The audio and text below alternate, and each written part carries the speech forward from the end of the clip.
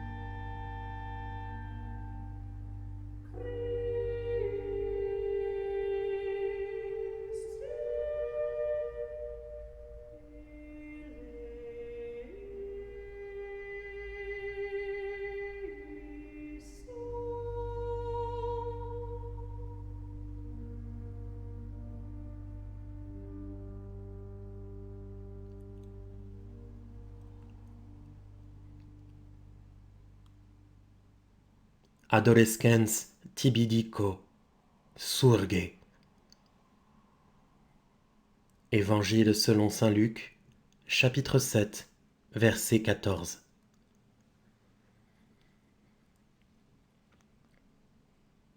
Nous lisons dans l'Évangile que Messire saint Luc parle d'un jeune homme qui était mort.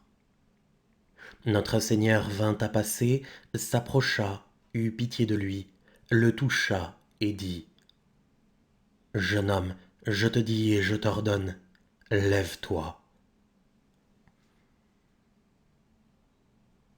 Sachez que Dieu est pleinement dans tous les hommes de bien. Il y a dans l'âme un quelque chose où Dieu vit dans l'âme, et il y a dans l'âme un quelque chose où l'âme vit en Dieu. Mais si l'âme se détourne de ce qui est en elle et se tourne vers les choses extérieures, elle meurt, et Dieu meurt à l'âme. Cela ne veut pas dire du tout que Dieu meurt en lui-même. Il reste tout aussi vivant en lui-même. Si l'âme se sépare du corps, le corps est mort et l'âme en elle-même reste vivante. Dieu peut tout aussi bien être mort à l'âme, mais rester vivant en lui-même. Or, sachez-le, il est dans l'âme une puissance plus vaste que le vaste ciel, qui est pourtant incompréhensiblement vaste, tellement vaste qu'on ne peut l'exprimer. Et cette puissance est précisément bien plus vaste encore. Eh bien, écoutez-moi très attentivement.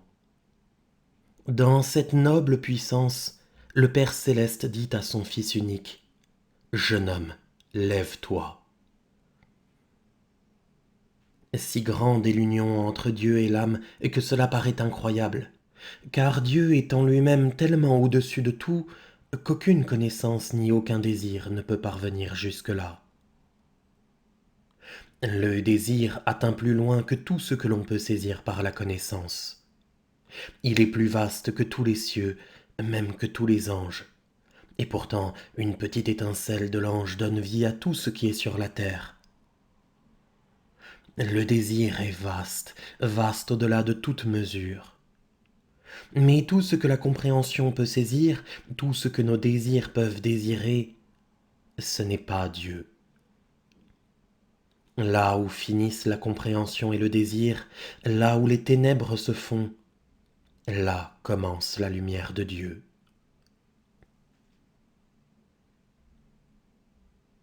Notre Seigneur dit : « Jeune homme, je te le dis, lève-toi. » Eh bien, si je veux bien comprendre en moi le dit de Dieu, Il faut qu'à tout ce qui est mien, et particulièrement à tout ce qui est temporel, je sois aussi complètement étranger qu'à tout ce qui se trouve au-delà de la mer.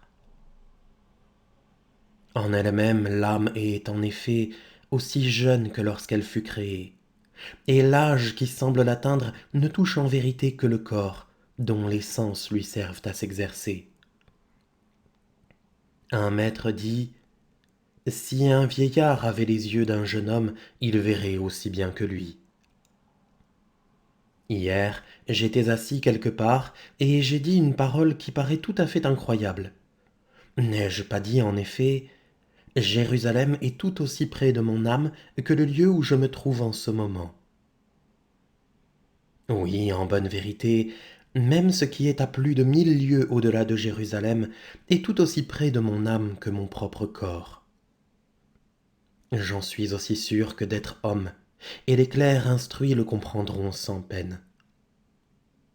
Croyez-moi, mon âme est aussi jeune que quand elle fut créée. Elle est même encore bien plus jeune. Et croyez-moi, je ne serais pas étonné si demain elle était plus jeune encore qu'aujourd'hui. L'âme a deux puissances qui n'ont rien à faire avec le corps et qui opèrent au-dessus du temps: l'intellect et la volonté. Ah, si les yeux de l'âme étaient ouverts en sorte que la connaissance pût contempler clairement la vérité, croyez-moi, le propriétaire de ces yeux pourrait laisser toute chose aussi facilement qu'un poids, une lentille ou 3 fois rien.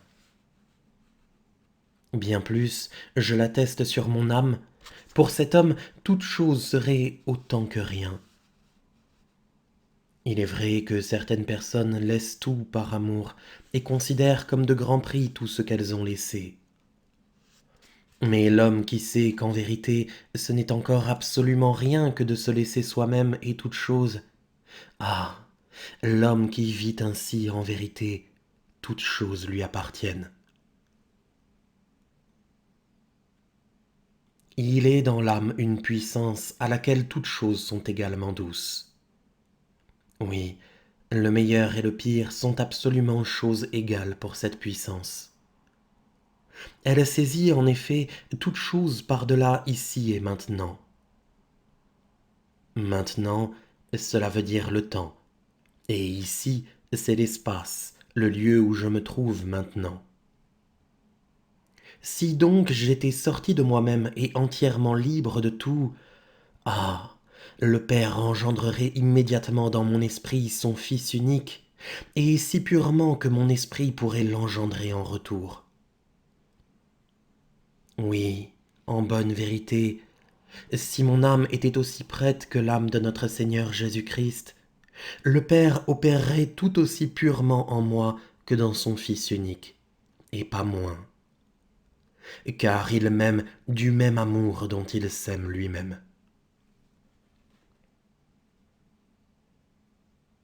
Saint Jean a dit: au commencement était le Verbe, et le Verbe était en Dieu, et le Verbe était Dieu.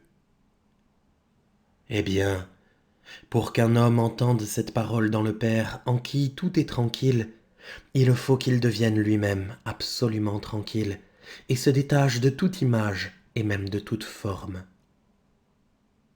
Il faut qu'il s'unisse à Dieu si fidèlement que le monde entier ne puisse lui causer ni plaisir ni peine. Il doit prendre toutes choses en Dieu telles qu'elles sont en Dieu. Jeune homme, je te dis, lève-toi, dit notre Seigneur. Il veut opérer l'œuvre lui-même. Celui qui m'ordonne de porter une pierre, il pourrait tout aussi bien m'ordonner d'en porter 1000 plutôt qu'une, s'il a l'intention de les porter lui-même. De même, si quelqu'un m'ordonne de porter un quintal, il pourrait aussi bien m'ordonner d'en porter 1000 plutôt qu'un, s'il a l'intention de les porter lui-même. Eh bien, donc, puisque c'est Dieu qui veut opérer cette œuvre lui-même, l'homme doit obéir et ne résister en rien. Ah, si l'âme habitait au-dedans d'elle-même, le monde entier lui serait présent. Il y a dans l'âme une puissance, non pas seulement une puissance, mais quelque chose de plus, un être. Non pas seulement un être, non, quelque chose de plus encore, ce qui sépare de l'être. Et cela est tellement pur, si élevé et si noble en soi, que nulle créature ne peut y pénétrer. Dieu seul habite à l'intérieur. Oui, en bonne vérité, Dieu même n'y peut entrer en tant qu'il a un mode, en tant qu'il est sage, ou qu'il est bon, ou qu'il est riche. Oui, Dieu ne peut y entrer avec aucun mode, quel qu'il soit, mais uniquement avec sa pure nature divine. Eh bien, réfléchissez encore une fois au dire de notre Seigneur. Jeune homme, je te dis, lève-toi. Qu'est-ce que le dit de Dieu? C'est l'opération de Dieu. Et cette opération est si noble et si haute que Dieu seul l'opère. Or, sachez-le, toute notre perfection et toute notre béatitude exigent que l'homme traverse et dépasse tout être créé et toute temporalité, et même tout être, et qu'il entre dans ce fond qui est sans fond. Nous prions notre Seigneur bien-aimé de devenir un et d'habiter à l'intérieur, et que Dieu nous aide à atteindre le dit fond. Amen.